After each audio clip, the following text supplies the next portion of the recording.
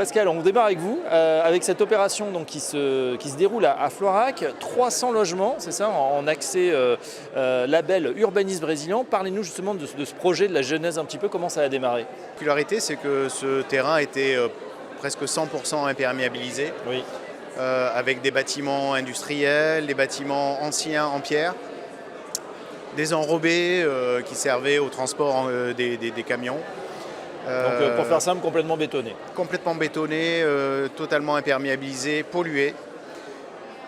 Malgré tout, en faisant l'analyse du site, on a pu constater en fait une belle maison girondine, un bosquet d'arbres avec des tilleuls, des magnolias et une belle clôture en fer forgé. Avec 18 000 m² de béton, voilà. Alors, comme ça a été dit, on creuse, on met 6 000 m² de verdure à la place du béton. Et finalement, par le petit bout de la lorgnette, mais c'est le plus intéressant, parce qu'on aurait pu démolir cette maison, on aurait pu tout démolir. Il suffit de cette maison et de son accroche à la rue pour que ce grand territoire qu'on va renaturer, mais qui part de rien, devienne complètement inscrit dans l'histoire du lieu. Et le nom de Paulette et Lulu va aussi dans ce sens. À côté de la maison, on a créé une vraie place publique. Ça s'appelle le Parvis du Long, mais c'est une place publique.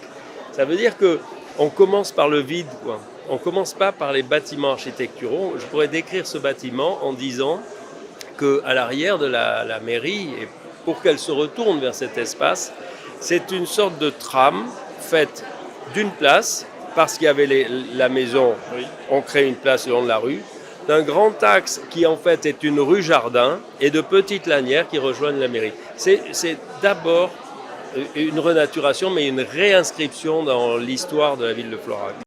Il y a de la pierre, il y a des encadrements de béton, il y a des loggias en bois, il y a du pavé au sol, il y a des grandes parties renaturées, donc c'est vraiment un lieu de qualité.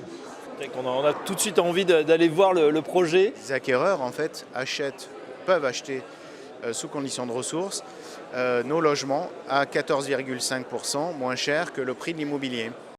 Ah ben voilà, on va se rapprocher de vous pour ceux qui souhaitent découvrir effectivement cette belle ville de Floirac et ce tout nouveau quartier, donc avec un bel exemple de reconstruction de ville sur la ville.